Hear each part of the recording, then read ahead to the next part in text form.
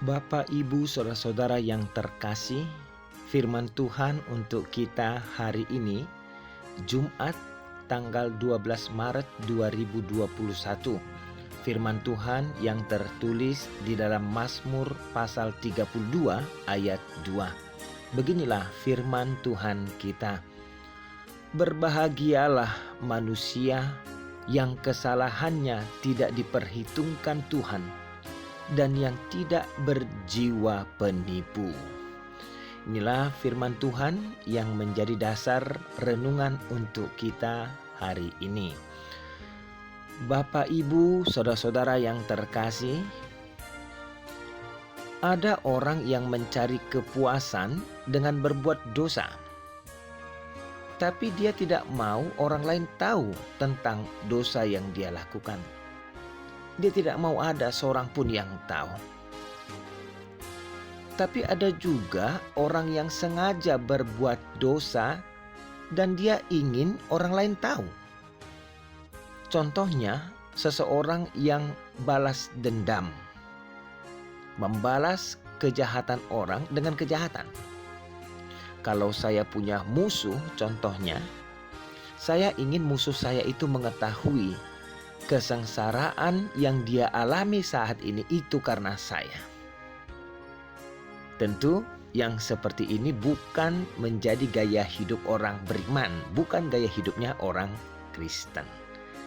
Kenapa? Karena kepada kita diajarkan waspadalah, jangan ada yang membalas kejahatan dengan kejahatan. Karena gaya hidup orang beriman, orang Kristen adalah berdamai, bersabar, mengampuni, dan juga melupakan. Itu yang paling baik daripada membalas kejahatan dengan kejahatan.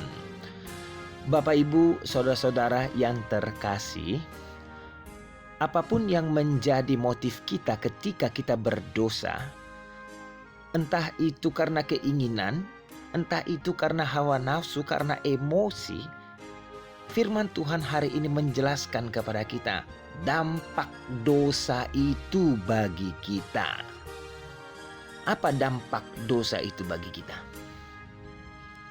Manusia yang normal biasanya kalau dia melakukan kesalahan, dia akan merasa bersalah. Itu yang normal, Bapak, Ibu, saudara terkasih. Karena sulit bagi kita untuk hidup dengan rasa bersalah. Di dalam ayat 3, sesudah Nats hari ini, Daud menyebutkan rasa bersalahnya. Di sana Daud katakan, selama aku berdiam diri, tulang-tulangku menjadi lesu karena aku mengeluh sepanjang hari. Bapak, Ibu, Daud mau katakan, aku mengeluh sepanjang hari sampai tulang-tulangku menjadi lesu. Tentu keluhan yang Daud sebut dalam ayat itu adalah suara hatinya sendiri. Suara hati yang menuduh dia karena perbuatan jahat yang sudah dia lakukan. Kita tahu bersama-sama sejarah hidup Daud. Daud pernah berdosa karena perzinahan dengan Batsheba. Tapi tidak hanya itu. Bukan hanya perzinahan, Daud juga menipu, Daud juga membunuh suami Batsheba, itulah bernama si Uria. Lalu setelah membunuh Uria, Daud mengundang Batsheba datang ke rumahnya untuk menjadi istrinya. Rencana Raja Daud berhasil, tidak ada orang yang tahu tentang dosa perzinahannya. Daud menyangka dia sudah menutupi dosa-dosanya. Bapak, Ibu, saudara-saudara yang terkasih, sekilas masalah Daud sepertinya teratasi. Tetapi dalam hatinya sendiri ada sesuatu yang menggerogoti tulang-tulangnya. Ayat 3 Daud katakan, tulang-tulangku menjadi lesu karena aku mengeluh sepanjang hari. Waktu demi waktu berlalu dan masalah itu selalu membebani hidup Daud. Daud menyangka jika dia bisa menyelesaikan masalah dengan menutupinya, dia akan aman. Tapi kemudian Tuhan bicara kepada Daud melalui Nabi Nathan. Dan Nathanlah yang mengungkap bahwa dosa Daud tidak tertutupi di hadapan Tuhan. Karena itu spontan langsung Daud pun mengakui dosanya di hadapan Tuhan. Rasa yang tidak enak, penderitaan yang tidak enak dia alami selama ini mendesak dia mengakui dosanya di hadapan Tuhan. Bapak Ibu, ungkapan Raja Daud dalam ayat 1 itu menarik. Dalam ayat 1, berbahagialah orang yang diampuni pelanggarannya, yang dosanya ditutupi atau ditanggung. Mari kita perhatikan pengalaman Raja Daud itu. Pengalaman Raja Daud, selama Daud mencoba merahasiakan kejahatannya, selama dia mencoba merahasiakan kejahatan, menutupi dosanya, dari dalam dirinya dosa menggerogoti dia. Itu keterangan atau kesaksian yang disampaikan kepada kita. Pertanyaannya Bapak Ibu Saudara terkasih, apa sebenarnya yang terjadi pada hidup Daud? Dosa yang menggerogoti dia. Rupanya Daud menyampaikan sesuatu yang penting dalam ayat 4. Dari Mazmur 32 ini, ayat 4 mengatakan, sebab siang malam tanganmu, huruf besar, tangan Tuhan maksudnya, tanganmu menekan aku dengan berat. Sumsumku menjadi kering seperti oleh teriknya musim panas. Bapak Ibu Saudara terkasih, Daud sendiri menyaksikan tangan Tuhan yang berat menekan hidup Daud. Tangan Tuhan yang berat menekan hidup orang yang berdosa. Apa akibatnya? Jika tangan Tuhan menekan hidup orang berdosa, akibatnya tidak ada istirahat yang tenang di dalam pikirannya. Pikirannya memikirkan kejahatannya terus, tidak ada ketenangan batin dalam diri si Daud. Setiap saat, siang dan malam, dia selalu terganggu. Setiap waktu Daud dihantui oleh dosa-dosa yang disembunyikannya. Sehingga Daud pun berpikir, bagaimana bisa saya terlibat di dalam kekacauan seperti ini? Bagaimana bisa saya masuk ke dalam dosa ini? Kenapa saya melakukannya dulu? Bapak Ibu, setiap ada waktu tenang, waktu istirahat, Daud melihat wajah Uria yang tidak bersalah, yang dia hianati dan dia bunuh itu. Uria yang setia kepadanya, membela bangsanya, tetapi mati oleh rajanya sendiri. Siang dan malam, tangan Tuhan yang berat menekan hidup Daud, sehingga kejahatannya tidak pernah berlalu dari hati dan pikirannya. Bapak, Ibu, saudara-saudara yang terkasih, dosa bisa sangat menyenangkan, bisa sangat memuaskan bagi kita. Tapi dampaknya yang menyiksa kita itu mencakup hati kita, pikiran kita, dan juga fisik kita. Melalui renungan Nats Firman Tuhan hari ini, kita diajak untuk menyadari, untuk kesenangan yang hanya sesaat itu, untuk kepuasan yang hanya sesaat itu, seseorang bisa menghabiskan bertahun-tahun waktunya ditekan, bersedih, dan tidak tenang.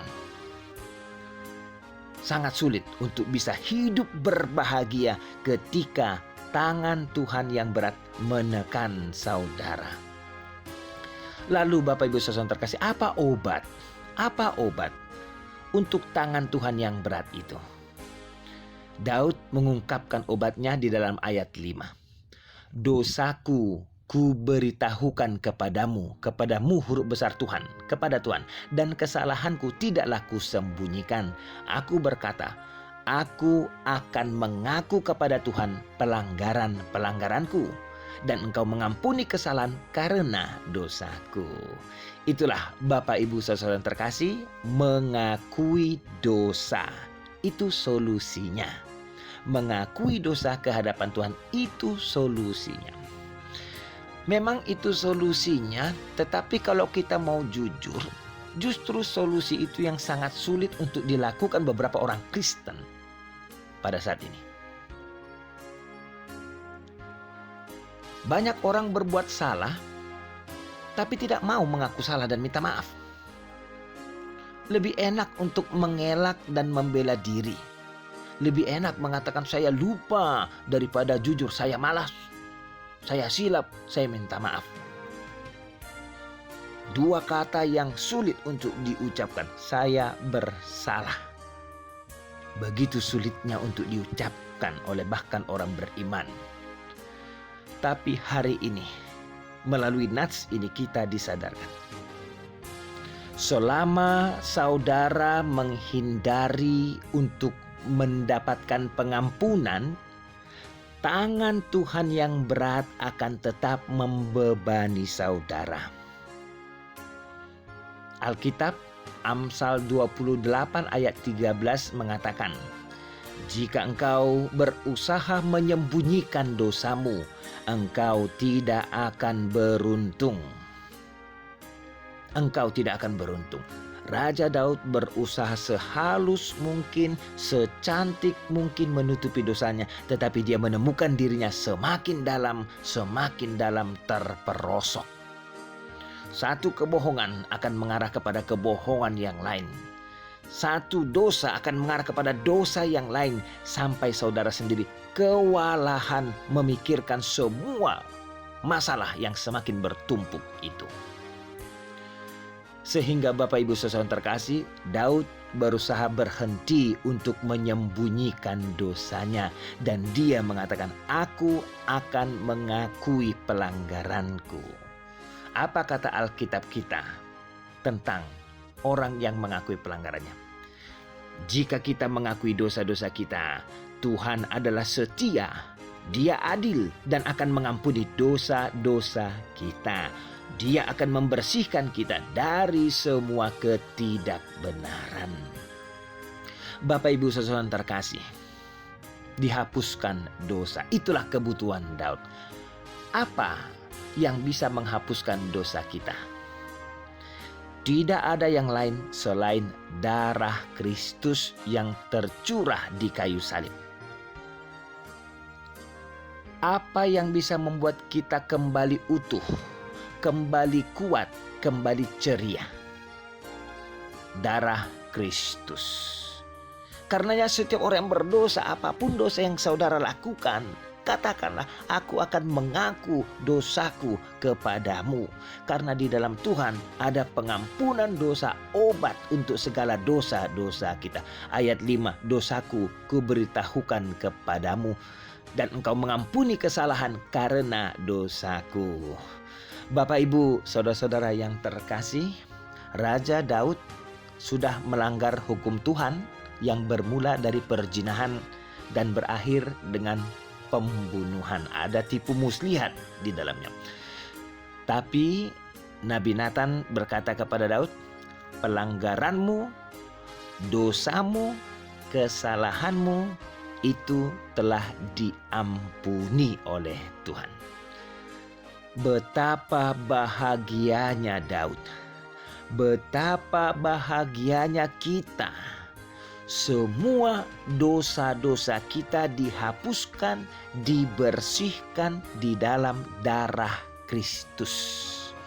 Di dalam darah Kristus, dosa-dosa kita dibersihkan, yang karenanya tidak ada penghukuman lagi bagi orang-orang yang ada di dalam Kristus.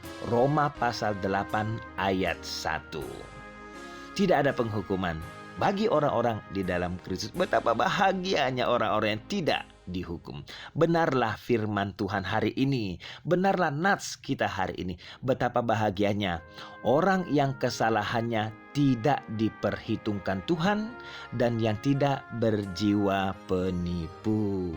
Kiranya renungan ini memberkati kita sehingga kita teguh untuk menghindari dosa-dosa kita, menghindari menyimpan, menyembunyikan dosa kita, memakai tipu daya, tetapi biarlah dosa-dosaku kuakui di hadapan Tuhan, karena obat untuk dosa-dosaku, kegelisahanku, ketidaktenanganku ada di dalam Tuhan. Darah Kristus, pembersih dosa kita. Tuhan Yesus memberkati. Amin.